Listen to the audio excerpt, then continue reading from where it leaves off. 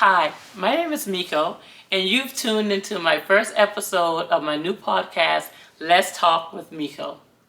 So, on tonight, I'll just be telling you a little bit about myself, my journey through being in foster care and then being adopted, and some of the challenges that came along with those two things.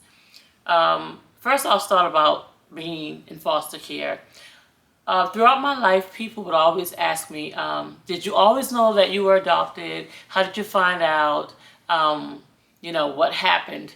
As far as I can remember, I always knew that I was adopted. As was told to me through unidentified information from the South Carolina Department of Social Services, I was abandoned at 3 months old. My biological mom at that time left me in an apartment and never returned. And how the police officers found out about me was that they came because of the cries that was heard through the doors. And so the police officers came, knocked down the doors, and found me at age 3 months old lying on the floor with a bottle of sour milk next to me. So not really knowing how long I was there, and it was July, so it would have been, it was September. So it would have been pretty hot. So not knowing how long I was laying there, they got me, took me, and I became a part of what is known as the system, the South Carolina Department of Social Services. I stayed in foster care for 3 years. Now, I'll be honest with you, I really don't remember any of those years. I vaguely remember being in a house where there was a lot of children. And every now and then I will have a flashback of that memory. But as far as specific details, I really don't remember anything. And so that's pretty much the tenure of my mind as it relates to being in foster care. And then 3 years later, I was adopted by a wonderful couple from Charleston, South Carolina. My mom and dad, who I would grow to know as my parents. My parents came to Columbia, South Carolina to adopt who it was my biological brother at the time, and found out about me. So I thought that was pretty funny. I was adopted because of association, but I was my brother's biological sister. And once my parents found out that he indeed had a sister, they wanted to keep us together, and I thought that was pretty cool. So we grew up together. Throughout my adopted years, a lot transpired as far as wanting to know who I was. Always wanted to look at someone that looked like me. Wanted to know where did I get some of my personalities from. Wanted to know why I was left abandoned and never looked for. And you're going to hear me talk a lot going back and forth, because the lifestyle or the life of an adopted child, all the pieces are scattered at some point in life. They're just scattered. Someone would ask me a specific question, and I really can't answer it because it relates to another piece of the puzzle. So I said all that to say this. I remember when I wanted to look for my biological parents after my mom passed. And I got a lot of pushback from that because the first thing that my friends wanted to say was, well, you should be glad that you were adopted. I was glad that I was adopted. I was very grateful to have been adopted. But the adoption had nothing to do with the abandonment. The abandonment, the rejection, the left alone at 3 months old, that part of my life that I knew it in the back of my mind, I wanted answers for those things. It wasn't that I wasn't grateful that I was spared and I was survived from all of the negative stuff that possibly could have happened in my life. I just wanted answers to the questions that were in my mind. And so as I tell people all the time, my story is my story. Your story is your story. And just because I feel a certain way about a certain thing doesn't make me right, you wrong, I wrong, you right. It just makes it my story. And I think that sometimes we just have to be sensitive to others'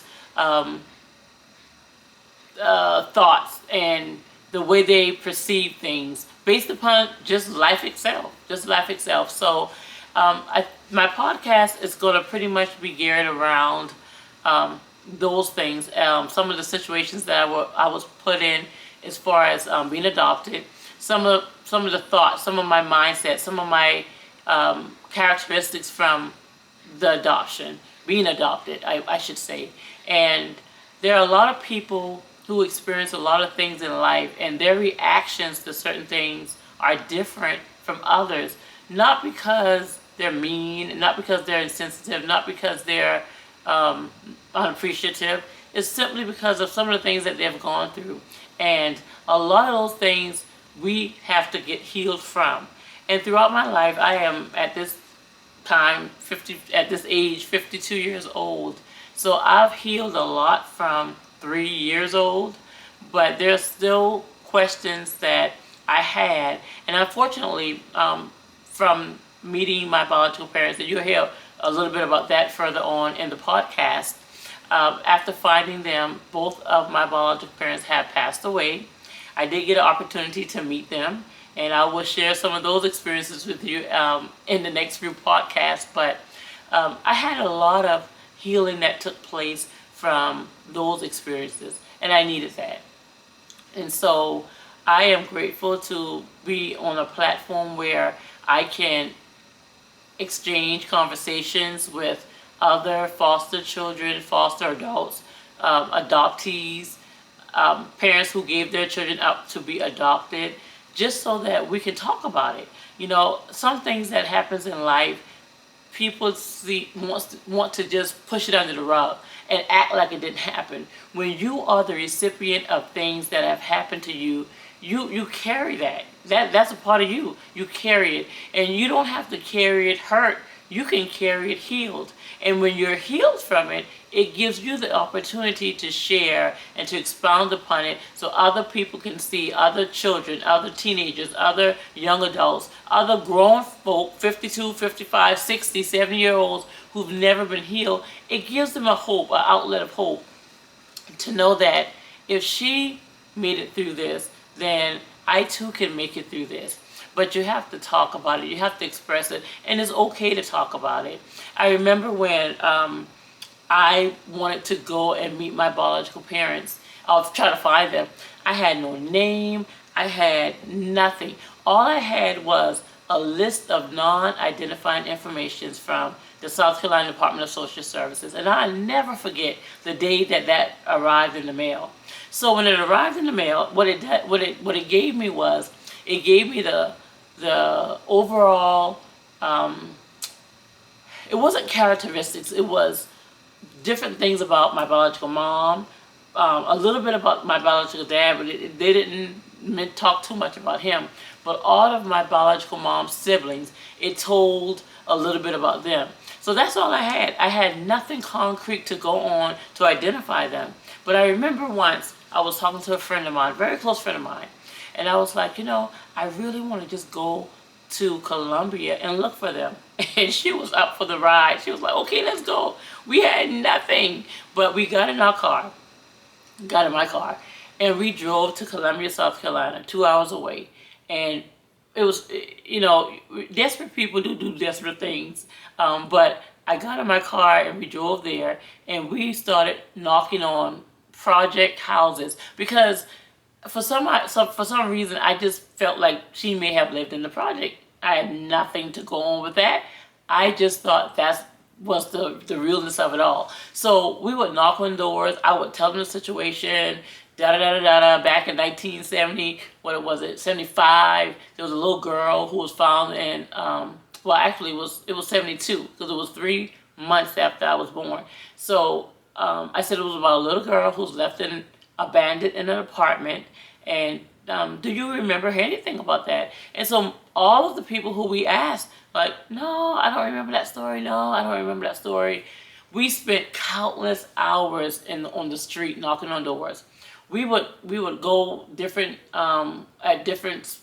periods throughout the week, spend hours in the library. We would look on the microchip thing that they had and try to find articles about a situation where two children, and it was two of us that was left in there. But I'm going to talk about me. I do have a biological sister who's older, and I would briefly talk about that situation at a later date. But I was just trying to find an article, something to become concrete and real, that I could have a start in trying to find who my biological parents were. So one day when I was sitting down, the thought came to me. I think I had already graduated from college at that time, and I was going to head back home. And the thing about it was, I knew I wanted to get married, and I knew I wanted to have children. And I knew I was born in Columbia, South Carolina. So at this point in my life, I'm living in Charleston, South Carolina. 2 hours is nothing for people to cross paths. So what I did not want to happen was for me to meet someone, fall in love with them, and they turn out to be a family member. So I really wanted to find out who my biological family was for that reason. One of the reasons why I wanted to find out who they were. And so I hired a detective. I'll never forget it. Her name was Miss Jill. And I found her through Googling her, detectives or people to help find biological parents. Her name popped up. She was a detective. I hired her, and I don't remember how long it took for her to find out who my biological mom was, but she did. And I'll never forget the phone call. She called and said, "I think I got her." And so every emotion that could possibly come inside of my mind, my body, my soul, it all came at different points. And at first I was excited. And so once she exchanged numbers, she said, you can call her, she can call you, whichever you prefer. And I said, I'll call her. And so I called her, and she answered the phone. And by that time, I think Jill had already connected with her and told her I was going to call her to be expecting my call. And so sure enough, I called her, and then I got angry. And I think the reason why I got angry was because she wasn't remorseful. I wanted her to be, I'm so sorry, I'm so sorry, I'm so sorry. And that didn't happen. And so I was upset because she was happy that I called her, but I wanted her to be apologetic. I wanted her to apologize all at one time. And I grant you, I'm just meeting this lady, speaking to her for the first time. And that was an unrealistic expectation of her. But because of me having all of these feelings, that's what I felt. And things went on, things happened, things transpired. I drove and to meet them, and a lot of that will come out a little later. But I said all that to say this. When you are in a situation where you are battling with feelings from an experience that you did not contribute to, it's okay to feel that way. Don't allow anyone to make you feel like you shouldn't feel. Just because you were adopted, just because you were taken care of, just because you have a wonderful family, it does not take away your right to know who you are. And I think that sometimes people make you feel or run a guilt trip because you want to know. And the reality of it is this: if it was them, they would want to know. You know, they would want to know, and maybe they wouldn't. I can be honest and say that. Maybe they would not want to know, but they're not you. They weren't not me. I was me. I had to deal with the feelings that I was feeling. And so I took the steps to find out who my biological parents were. And so just an encouraging word to anyone who's listening to this podcast. If you are a foster child who was not raised, or who does not know your biological parents, if you're an adopted child and you don't know your biological family and you want to know, you have the right to know. Be okay with wanting to know, but be okay also with who you are. And I know that's a process. It was a process for me, and not until not long ago, as an adult, a grown adult, like 30s, 40s, I still battled with self-esteem because of that. But I had to heal. I had to grow. I had to heal. I had to grow. I'm still healing and I'm still growing. But what you need to know is that your feelings are real. Your emotions are real. And you are the person who are experiencing what you're experiencing, and people are going to say a lot of stuff that they don't even have a clue. They don't. They if they were not adopted, if they were not in foster care, if they can look at an aunt, an uncle, a mom, a dad, and see physical features that look like them, they have no clue what it looks like or what it feels like to be in a room with family, to be in a room with people that you grew up with, to live your whole life with people and you can't identify with them. They have no idea how that feels.